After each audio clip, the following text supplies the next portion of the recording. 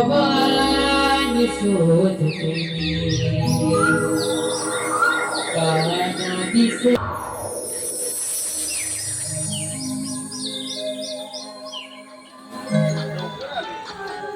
काना, अरे आज मी यमुनानंतर अंघोळ करायला जात होते, मग तुम्हाला इकडे का बरं बोलावलं? तुला भेटायचे मला खूप फोन झाले होते बघ. काना, अरे तू खरंच सुट्टी आहेस बघ. होळी दरम्यान तुझा तू माझ्या अगदी जवळ आला होता.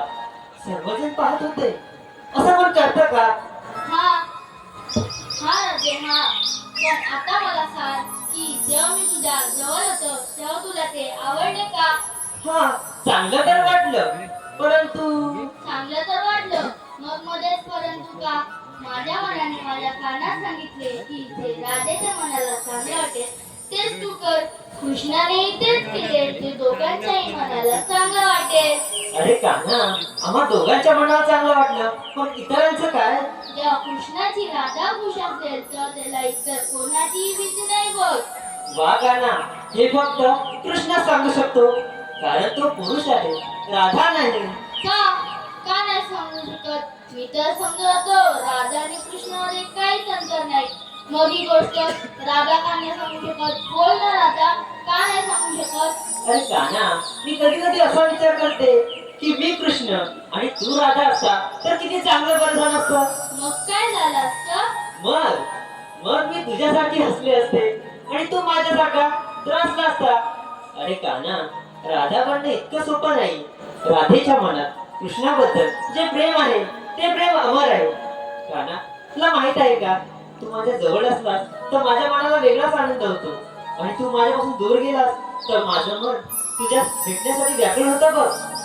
कान्हा, माझ्या प्रेमाची कर्ज तू कधी फेडू शकणार नाही. हो राधे, तू बरोबर बोलत आहे. तुझ्या प्रेमाचे परस्पर करणे मला खूप कठीण आहे बघ. कठीण नाही कान्हा, अशक्य आहे बघ.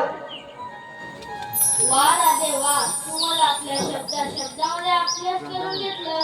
कान्हा, फक्त शब्दामध्ये नव्हे तर तुम्ही आम्हाला खरंच खूप प्रिय आहात, आणि तुम्ही आमच्या प्रेमाचे कर्ज आहात. का का नाही फेडू शकत? कारण कान्हा, आपण इतर कोणावरही आकर्षित जात नाही किंवा इतर कोणावरही प्रेम करत नाही. कान्हा, एक गोष्ट लक्षात ठेव, प्रेम आणि खरं नसेल तर भक्ती सत्य नाही, आणि भक्ती सत्य नसल्यास प्रेम. समोर हटला आणि फक्त जिंकला. मग कान्हा, आता तुम्ही हे ऐकून मला खरंच खूप बरं वाटलं. कान्हा, तुमचे राधेबद्दल प्रेम संपेल आणि तुम्ही केवळ कृष्ण कृष्ण बोलत या वृंदावनात फिरत असाल. हो राधे, मी देखील तसेच करेन. चैतन्याच्या रूपात वृंदावनपर्यंत कृष्ण कृष्ण बोलत राहील.